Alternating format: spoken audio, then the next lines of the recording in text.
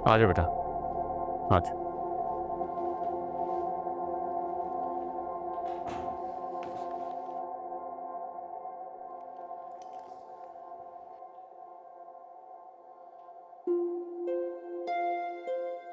Mall में जो भी हुआ उसके लिए मैं बेहद शर्मिंदा हूँ।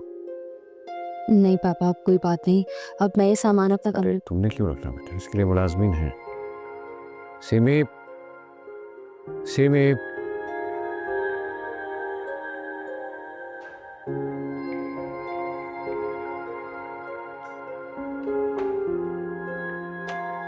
सिमी एक। वाह, हैरान हूं मैं। 25 साल की शादी में मैंने तुम्हारा ये रूप कभी नहीं देखा। अपनी बेटी को शॉपिंग करवाई जा रही है, पूरी दुनिया में हमारा तमाशा बना दिया तुमने।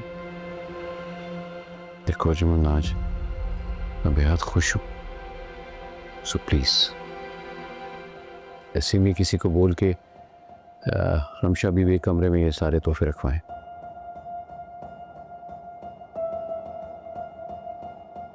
जाहिर बात है, अब तो पूरी दुनिया में रमशा बीबी का ही बोलबाला होगा ना। तुम्हें पता है ना कि इस वक्त पूरे इलेक्ट्रॉनिक मीडिया में, सोशल मीडिया में एक ही न्यूज़ सर्कुलेट कर रही है। वो क्या है कि 25 साल बाद तैमूर पाशा को अपनी गुमशुदा बेटी मिल गई है।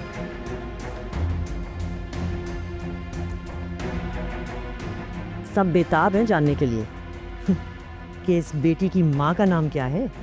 बताओ, क्या जवाब दोगे? अरे कुछ तो खुदा का खौफ करो, ये तो देख लो कि वो यहीं बैठी हुई है। उस वक्त मैं मसलतन चुप था, लेकिन अब मुझे किसी की परवाह नहीं। वो तो नजर आ रहा है कि तुम्हें किसी का डर नहीं है, किसी की परवाह भी नहीं है, ना मेरी ना अपनी औलाद की। तुम्हें पता भी है अलीज़े कितना ट्रॉमा में है। अर्जुमन, तुम्हें खुद भी समझना चाहिए और ये बात अलीज़े को भी समझनी चाहिए। मैंने तुम दोनों में कभी कोई फर्क नहीं डाला, कभी किसी चीज की कोई। मेरी बात तो तुम छोड़ ही दो। मेरी जिंदगी तो जैसे तैसे गुजर गई, लेकिन तुम अपनी बेटी के साथ क्या कर रहे हो? इस लड़की को इस घर में लाकर वो सारी मोहब्बत जो उस लड़की को मिलनी थी वो तुम इस पर निछावर कर रहे हो। उसकी हक तलफी हुई है।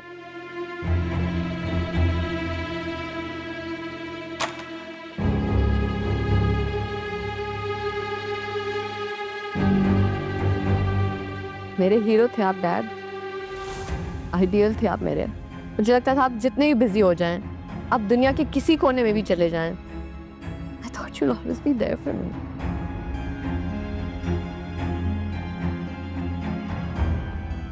जितना प्यार, जितनी मोहब्बत आपने मुझे दी, मैं अपने आप को दुनिया की सबसे खुशकिस्मत लड़की समझती।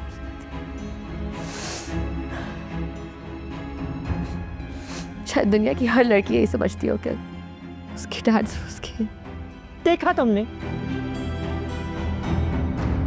देखो बेटा, मेरी बात।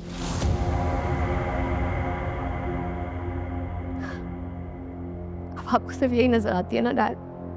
मैं तो आपके लिए कुछ हूं ही नहीं। सॉरी, सॉरी डैड, क्या करूं?